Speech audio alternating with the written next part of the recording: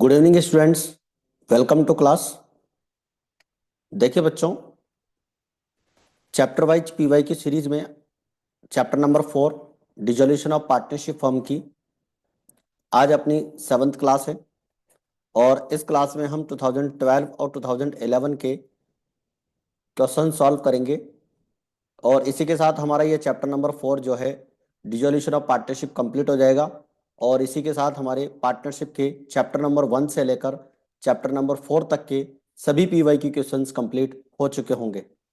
और एक क्लास अपनी कंपनी वाली चलती है 8 बजे, उसके अंदर हम चैप्टर नंबर 1 का अकाउंटिंग फॉर शेयर कैपिटल का रिवीजन कर रहे हैं पीवाई की सीरीज से। जैसे ही हमारी क्लास खत्म होगी उसके बाद में हम इसके जस्ट बाद डिवेंचर वाली क्लास हमारी स्टार्ट कर देंगे। सेकंड चैप्टर आपका जो है issue of redemption, issue of debentures वाला, उसकी क्लास स्टार्ट हो जाएगी और उसके पीवाई की क्वेश्चन अपन सॉल्व करेंगे। तो देखिए, आज के इस क्लास में हम 2012 के 2 क्वेश्चन सॉल्व करेंगे और 2011 के 3 क्वेश्चन सॉल्व करेंगे। जैसा कि आप जानते हैं, डिसोल्यूशन ऑफ पार्टनरशिप फर्म अपना चैप्टर है जिसके अंदर हम लास्ट 14 ईयर्स के क्वेश्चन पेपर सॉल्व कर रहे हैं। अपन वैसे चैप्टर वाइज सभी का कर रहे हैं, ठीक है।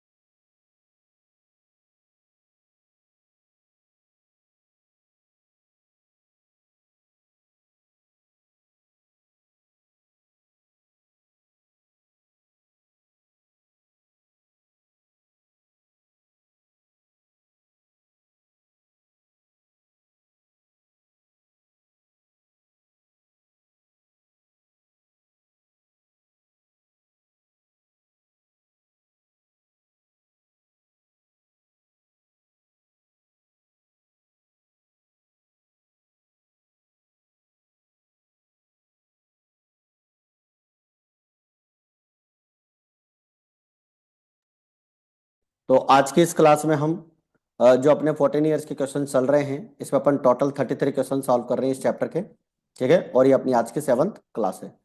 तो चलिए स्टार्ट करते हैं आज की क्लास। और आज की इस क्लास में पहला क्वेश्चन है अपना, on the dissolution of a firm 3/4 amount was realised from the selling of machine worth 16,000। ठीक है, 16,000 की एक मशीनरी है, फर्म के डिसोल्यूशन पर इसका 3/4 अमाउंट रिसीव्ड हुआ है, तो अपने को रियलाइजेशन की एंट्री करनी है, ठीक है। तो एंट्री बनाते हैं, cash account debit to realisation account. कोई भी असेट्स को सेल करने पर जो अमाउंट रिसीव्ड होता है उसके लिए कैश अकाउंट डेबिट होता है और रियलाइजेशन अकाउंट क्रेडिट होता है। असेट्स अकाउंट को क्रेडिट इसलिए नहीं करते हैं क्योंकि जितनी भी असेट्स है वो सारी हम रियलाइजेशन अकाउंट की डेबिट साइड में ट्रांसफर कर चुके होते हैं, ठीक है। तो असेट्स अकाउंट हमारा क्लोज हो चुका होता है, इसलिए कोई भी असेट्स अगर रियलाइज्ड होती है उसके लिए रियलाइजेशन अकाउंट क्रेडिट होगा।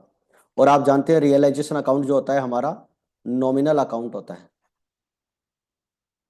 ठीक है। और आपको पता है 12,000 अपने को रिसीव्ड होगा, आपका जो 16,000 का बुक वैल्यू दे रखा है मशीनरी का, इसका अगर आप 3/4 निकालेंगे तो 3/4 हो जाएगा आपका 12,000, ठीक है। तो ये आपका पहला क्वेश्चन यहाँ पर कंप्लीट होता है। इसके बाद में आता है हमारा question number 2। Aarti, Chanda and Kanta are partners in a firm sharing profits in the ratio 3:3. They decided to dissolve the partnership firm. At the date of dissolution, their creditors amounted 33,600।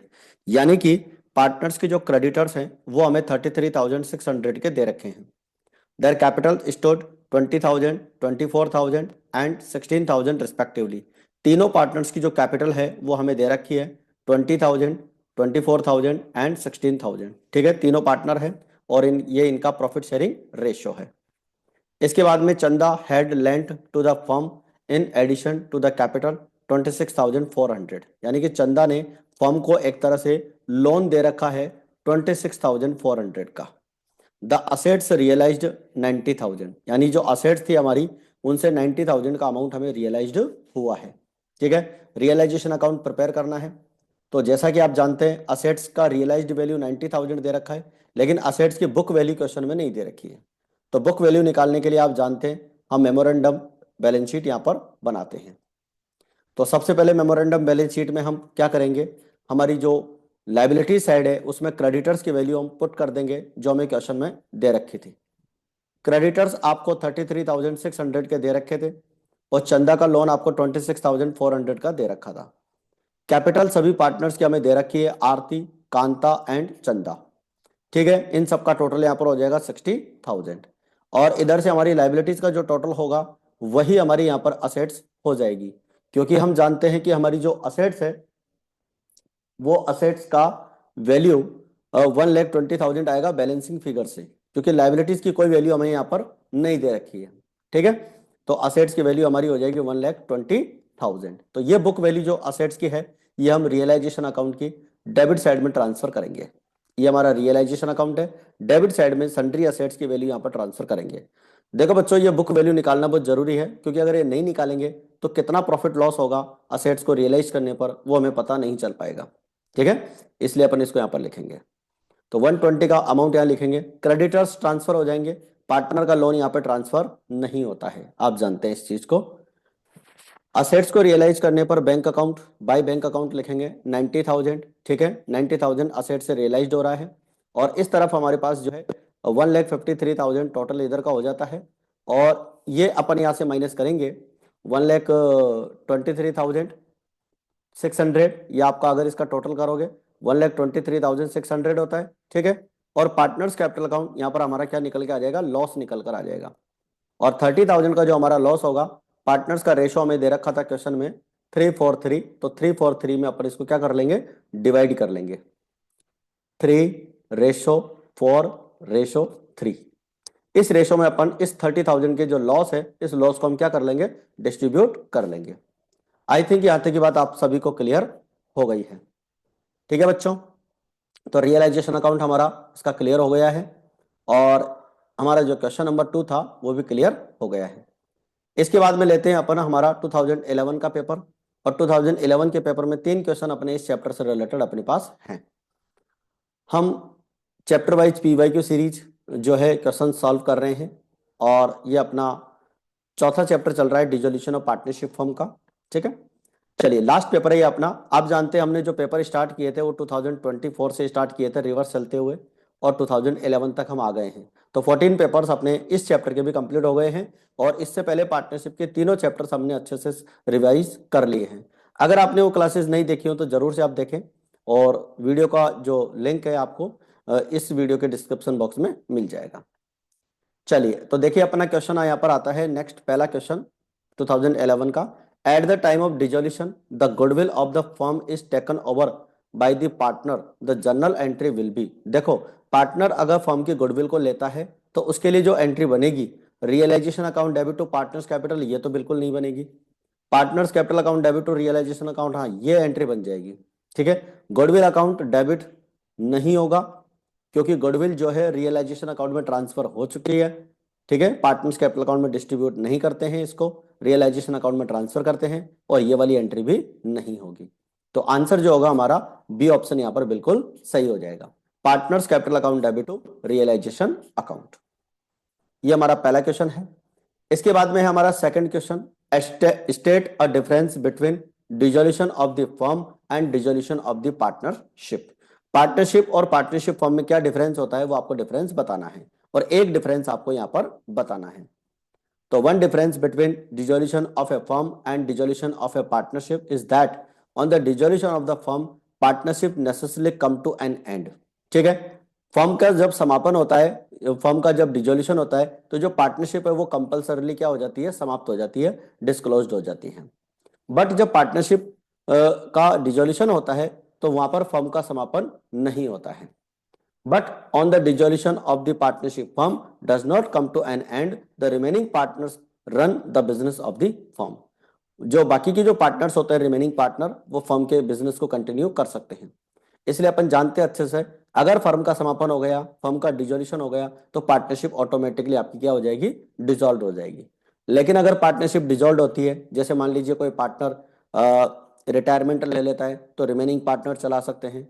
कोई पार्टनर अगर न्यू एडमिट होता है तो सभी partner मिलकर firm को business continue कर सकते हैं। ठीक है, तो यहाँ पर जो है डिफरेंस यही इसके अंदर आता है। तो ये था हमारा क्वेश्चन नंबर 2। इसके बाद में है हमारा question number 3। Rakesh and Manoj were partners sharing profits in the ratio 3:2।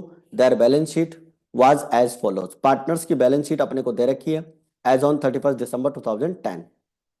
Goodwill आपको 6000 की दे रखी है, कंप्यूटर दे रखा है, फर्नीचर दे रखा है, स्टॉक दे रखा है, डेटर्स दे रखा है। ठीक है, इन सभी असेट्स को हम क्या करेंगे, रियलाइजेशन अकाउंट में ट्रांसफर कर लेंगे। ठीक है, देखिए एक तो हम गुडविल को ट्रांसफर करेंगे, कंप्यूटर को करेंगे, फर्नीचर को करेंगे, स्टॉक को करेंगे और डेटर्स को करेंगे। इन सबको हम रियलाइजेशन अकाउंट के डेबिट साइड में ट्रांसफर करेंगे। और ये आपका जो प्रोविजन है, इस प्रोविजन को हम रियलाइजेशन अकाउंट के क्रेडिट साइड में ट्रांसफर कर देंगे। प्रॉफिट एंड लॉस अकाउंट का जो डेबिट बैलेंस है, इसे हम पार्टनर्स कैपिटल अकाउंट में डिस्ट्रीब्यूट करेंगे। ठीक है, ओल्ड रेशियो में। ये कैपिटल का हमें डेबिट बैलेंस दे रखा है मनोज का 20,000, कैश का बैलेंस हमें 19,000 दे रखा है, इसको हम ट्रांसफर नहीं करेंगे और कैपिटल का बैलेंस भी हम ट्रांसफर नहीं करेंगे और प्रॉफिट एंड लॉस भी ट्रांसफर नहीं होगा। तो यहां से ये तीन चीज हम रियलाइजेशन में ट्रांसफर नहीं करते हैं। कैपिटल आपको दे रखी है राकेश की, ये भी ट्रांसफर नहीं होगी। जनरल रिजर्व ये भी ट्रांसफर नहीं होगा। Loan from wife of Rakesh ये आपका ट्रांसफर हो जाएगा, ये आउटसाइड लाइबिलिटी है। ठीक है, तो पार्टनर जो राकेश है उसकी वाइफ फर्म की पार्टनर नहीं है, इसलिए वो आउटसाइडर है और आउटसाइडर लोन हम रियलाइजेशन में ट्रांसफर करेंगे। क्रेडिटर्स भी ट्रांसफर कर लेंगे, तो ये दोनों लाइबिलिटी आपकी ट्रांसफर हो जाएगी। इसके बाद में आपको बोला गया है कि Rakesh will get 5% commission on the realisation of assets and he will bear realisation expenses himself. ठीक है, रियलाइजेशन के जितने भी एक्सपेंसेज होंगे वो उन सबको खुद वहन करेगा। उसे हम 5% का क्या देंगे, असेट्स के रियलाइज पर कमीशन देंगे। फर्नीचर से 1500 अपने को रियलाइज्ड हुआ है, ये अपने को क्वेश्चन में दे रखा है। इसके बाद में है स्टॉक। स्टॉक से 10% कम अपने को मिला है और 33,000 were realised from debtors. Debtors से 33,000 आपको रियलाइज्ड हुआ है। Nothing could be realised from goodwill. Goodwill से कोई अमाउंट रियलाइज नहीं हुआ, यानी कि कोई अमाउंट अपने को वसूल नहीं हुआ, इसके लिए अपने को कोई यहाँ पर एंट्री करने की जरूरत नहीं है। Realisation expenses incurred 500। Realisation expenses जो है वो 500 रुपीज के इनकर्ड हुए हैं, तो उसकी भी अपने को यहाँ पर जो एक्सपेंसेज हैं वो एक्सपेंसेज राकेश जो पार्टनर है वो इनको बियर करेगा। ठीक है, क्वेश्चन में लिखा हुआ था कि जितने भी एक्सपेंसेज होंगे वो उनको खुद को वहन करेगा, क्योंकि 5% का अपन उसको क्या दे रहे हैं, कमीशन दे रहे हैं असेट्स को रियलाइज करने पर।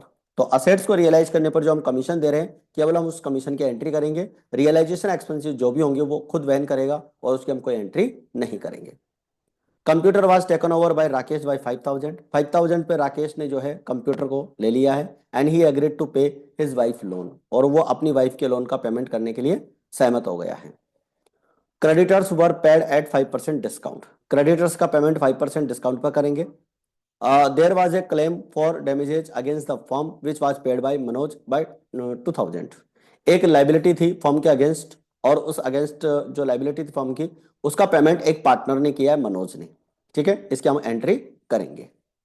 रियलाइजेशन अकाउंट और पार्टनर्स कैपिटल अकाउंट बनाने के लिए बोला है, तो सबसे पहले हम रियलाइजेशन अकाउंट को समझ लेते हैं।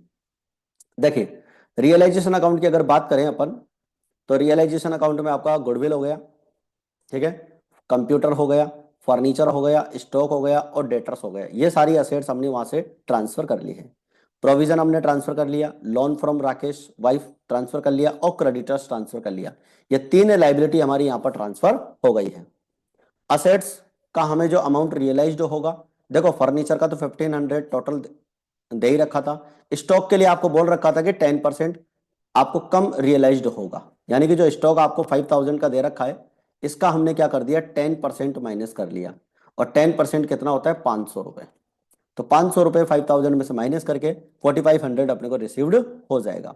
डेटर्स का 33,000 आपको क्वेश्चन में दे ही रखा था, तो ये अमाउंट अपने को यहाँ पर रियलाइज्ड हो जाएगा। तो टोटल असेट्स का जो अमाउंट रियलाइज्ड हुआ 39,000 हो जाएगा। इसके बाद में राकेश ने जो कंप्यूटर लिया है 5,000 का, उसके लिए राकेश कैपिटल अकाउंट हम यहाँ पर जो है क्रेडिट करेंगे, by Rakesh capital account computer 5,000। ठीक है,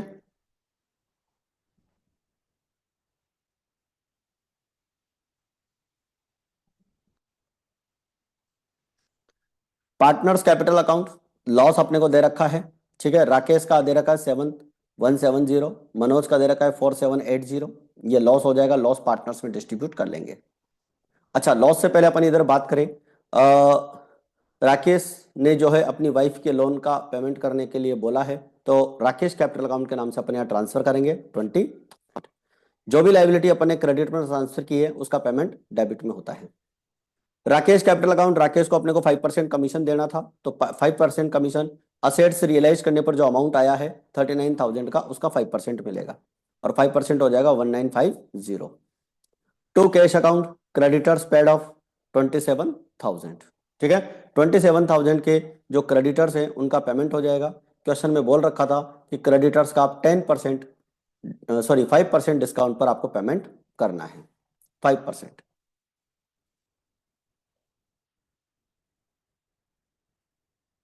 एक सेकंड, 5% नहीं है, 10% है क्रेडिटर्स का भी यहाँ पर पेमेंट, ये 10% आएगा बच्चों। ठीक है, यहाँ 10% कर लेना, 5% तो इसका 1500 ही होगा, तो 10% जो है 30,000 जो क्रेडिटर्स हैं इसका 3,000 माइनस करके 27,000 का अपन क्या कर लेंगे, पेमेंट कर लेंगे। Manoj capital account 2,000।